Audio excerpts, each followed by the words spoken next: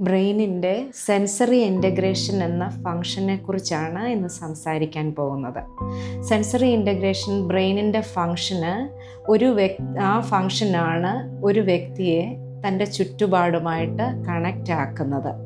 അതിനു വേണ്ടിയിട്ട് sense ഓർഗൻസിനെ use ചെയ്യുന്നു. ഓരോ സെൻസ് ഓർഗനിലും റിസപ്റ്റേഴ്സ് ഉണ്ട്. ഈ റിസപ്റ്ററിൽ നിന്ന് നെർവ് ഇമ്പൾസസ് ബ്രെയിനിൻ്റെ ഒരു സ്പെഷ്യൽ സെൻറ്ററിൽ ചെല്ലുകയും അവിടെ നിന്ന് ആ പ്രവൃത്തി കോർഡിനേറ്റ് ചെയ്യാനായിട്ട് വേറൊരു സെൻറ്റർ വഴി മെസ്സേജ് അയച്ച് ഏത് കാര്യമാണോ ചെയ്യേണ്ടത് അത് ചെയ്യാൻ ആ വ്യക്തിയെ പ്രാപ്തനാക്കുന്നു.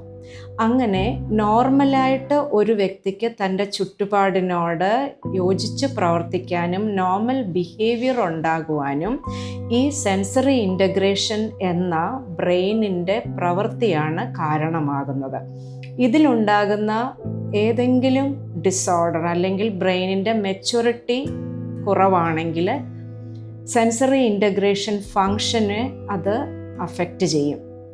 ഒരു കുഞ്ഞ് ജനിച്ചു വീഴുമ്പോൾ ഘടനാപരമായി എല്ലാ സെൻസ് ഓർഗൻ്റെയും സർക്യൂട്ട്സ് നോർമലായിട്ട് ആണെങ്കിലും ബ്രെയിൻ മെച്യൂർ ആകുന്നതനുസരിച്ച് ഓരോ സെൻസ് ഓർഗനും പ്രോപ്പർ രീതിയിൽ ഫങ്ഷൻ ചെയ്യാൻ തുടങ്ങും.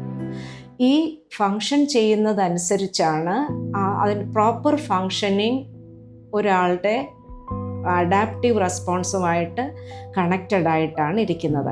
ആ സെൻസറി ഇൻ്റഗ്രേഷൻ ഇഷ്യൂസ് വരുമ്പോഴാണ് ആ വ്യക്തിക്ക് അബ്നോർമൽ ബിഹേവിയറും അബ്നോർമൽ റെസ്പോൺസസും ഒരു സിറ്റുവേഷനോടോ ആ കണ്ടീഷനോടോ അഡാപ്റ്റ് ചെയ്യാനുള്ള ബുദ്ധിമുട്ടും അനുഭവപ്പെടുന്നത്.